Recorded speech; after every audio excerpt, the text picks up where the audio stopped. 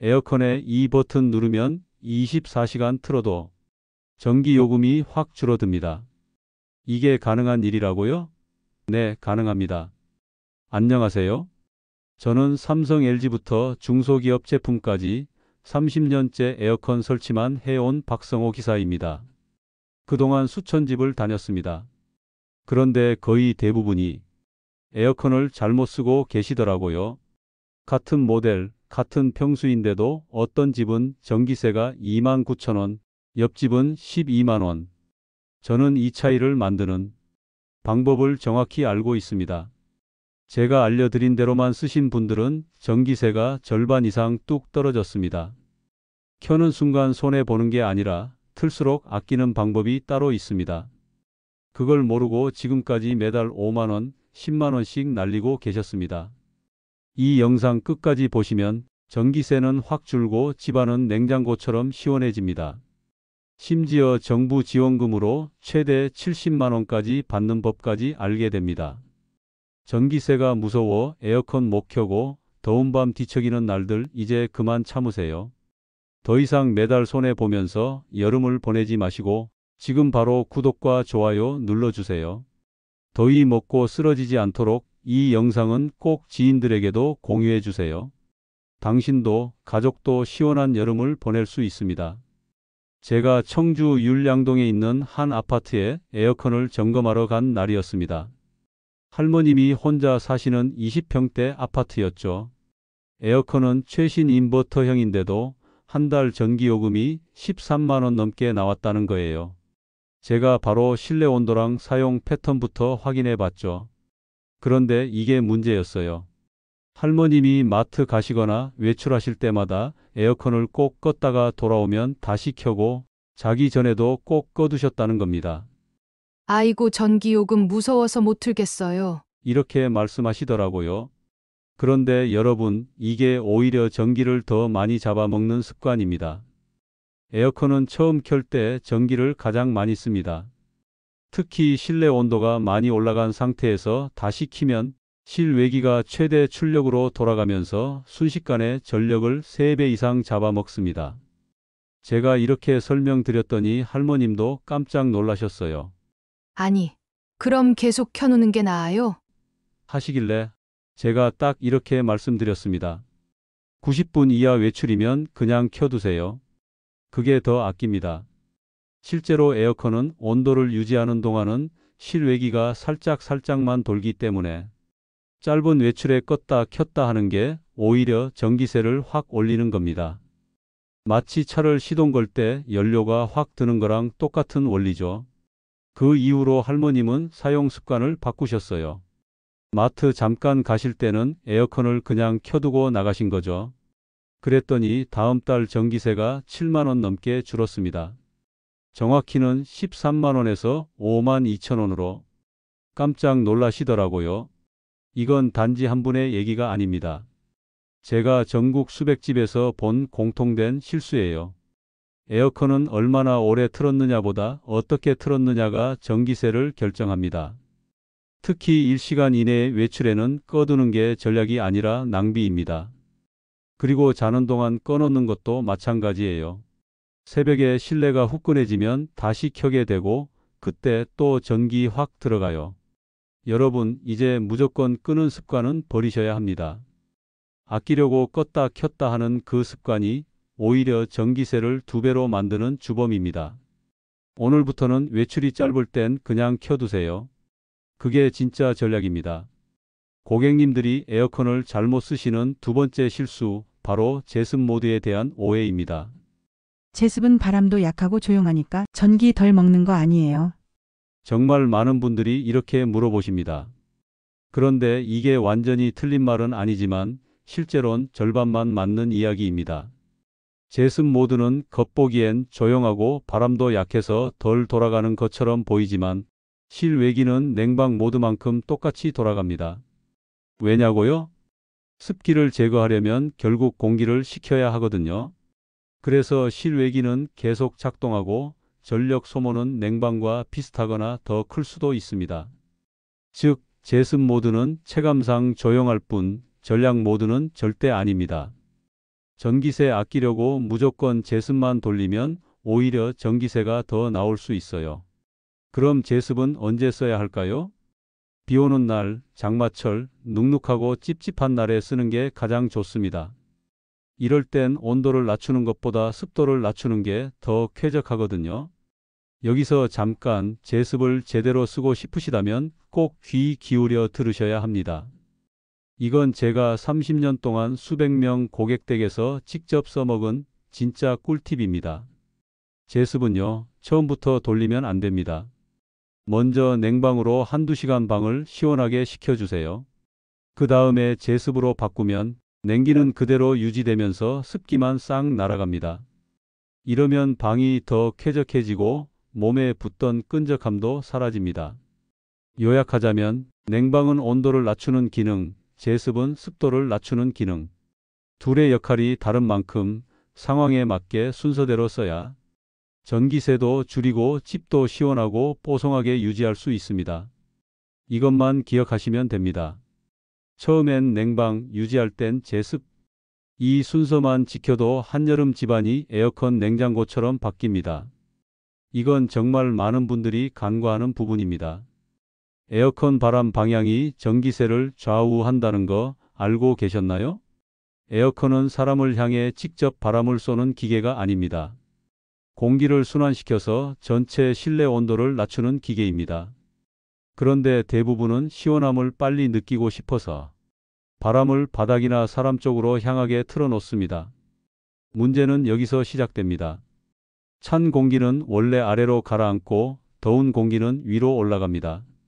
근데 바람을 자꾸 아래로만 보내면 어떤 일이 벌어질까요? 냉기는 바닥에만 쌓이고 위쪽 공기는 여전히 뜨겁습니다.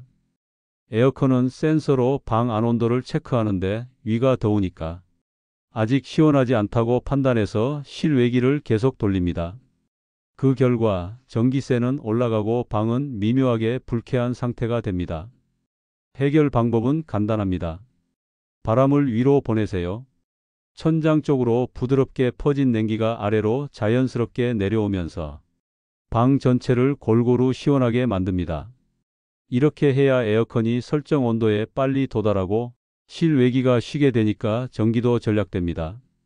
그리고 또 한 가지, 에어컨 앞에 가구나 냉장고 같은 큰 물건 두지 마세요. 냉기를 막는 벽을 세워놓고 시원하길 바라는 셈입니다. 에어컨 앞은 항상 텅 비워두는 게 정답입니다. 마지막으로 리모컨에 스윙, 확산, 자동 바람 방향 같은 버튼이 있다면 꼭 켜주세요.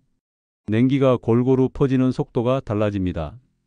바람 방향과 공간 배치. 이 두 가지만 잘 맞춰도 같은 에어컨으로 전기세는 확 줄고 방은 더 시원해집니다. 지금부터는 진짜 핵심입니다.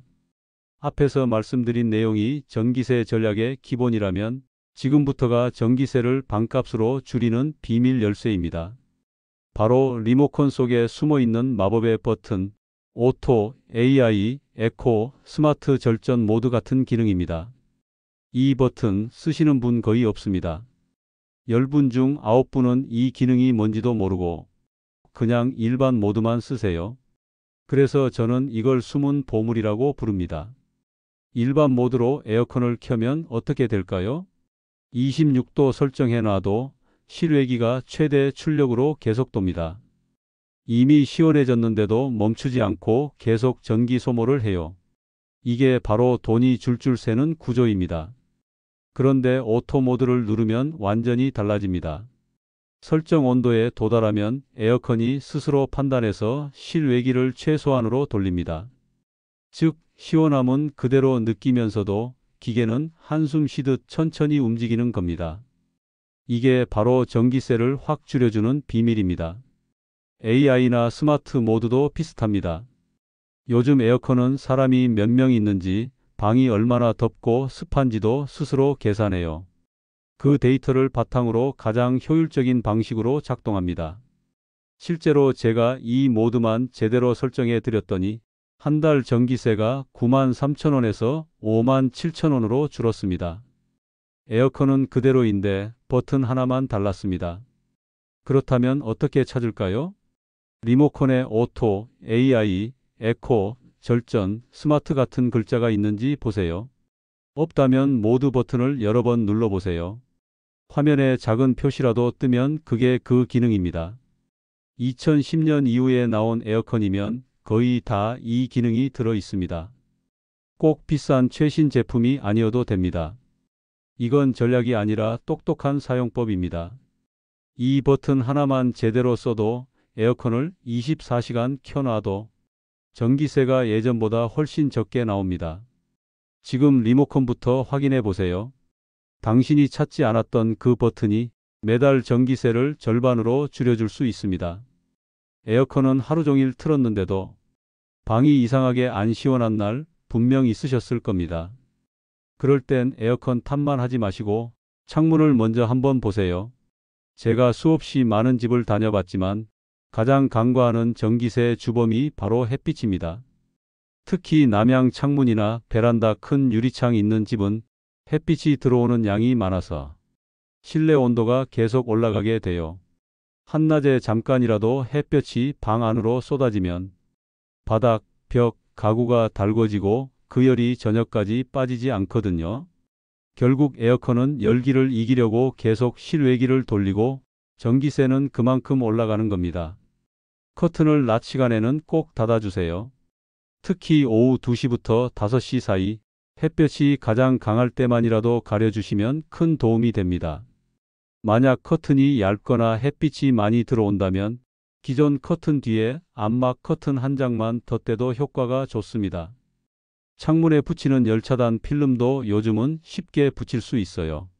작은 변화지만 실내 온도가 23도는 금방 달라집니다. 그리고 커튼 색상도 한번 참고만 해보세요. 어두운 색은 열을 좀 더 흡수하고 밝은 색은 햇빛을 반사해서 실내가 덜 더워집니다.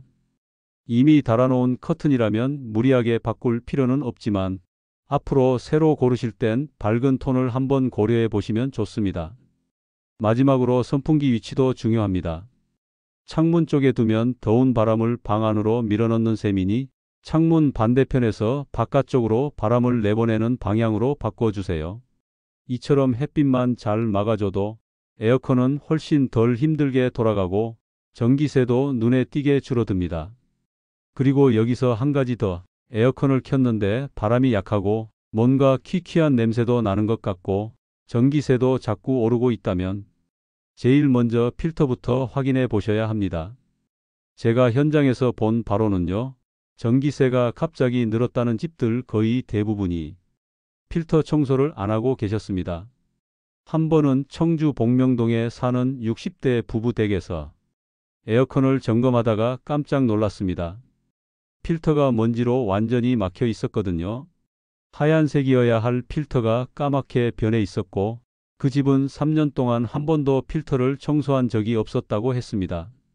바람은 약하고 냉기는 잘 안 퍼지고 결국 에어컨은 더 세게, 더 오래 돌아야 하니 전기세는 매달 10만 원이 넘게 나왔던 거죠. 그런데 어떻게 됐을까요? 필터 한번 청소하고 나서 전기세가 7만 원 넘게 줄었습니다. 단 10분 투자로요. 왜 그런 줄 아세요? 더러운 필터는 에어컨의 숨통을 막습니다. 공기를 빨아들이는 입구가 막히면 실외기가 더 세게, 더 자주 돌아야 합니다. 냉방 효율도 떨어지니까 전기를 훨씬 더 많이 쓰게 되죠. 그래서 제가 자신 있게 말씀드립니다. 에어컨 필터 청소는 전기 전략의 가장 확실한 방법입니다. 방법도 어렵지 않습니다. 전원 끄고 앞면 커버 열고 필터 꺼낸 다음 미지근한 물로 조심스럽게 헹궈 주세요. 세제는 안 써도 됩니다. 부드럽게 문질러 주고 그늘에서 완전히 말린 다음 다시 끼우시면 끝입니다. 딱 10분이면 충분합니다. 언제 하면 좋냐고요? 2주에 한 번 아니면 한 달에 한 번만 해도 확실히 달라집니다.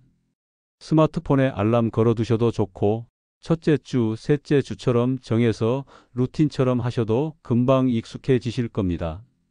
지금 에어컨이 좀 답답하게 느껴진다? 바람이 약하거나 냄새가 난다? 오늘 꼭 한번 필터를 들여다보세요. 그 작은 먼지 하나가 전기세 수만 원을 좌우합니다. 자, 지금까지 에어컨을 잘 쓰는 방법, 전기세 줄이는 법 하나하나 말씀드렸는데요. 사실 마지막으로 남겨둔 이 정보는요. 진짜 모르고 지나치면 너무 아까운 제도입니다. 정부가 전기세를 대신 내주는 제도, 바로 에너지 바우처라는 겁니다. 이게 뭐냐면요. 여름철에 냉방비가 부담스러운 분들을 위해 정부에서 전기요금 일부를 아예 지원해주는 제도입니다.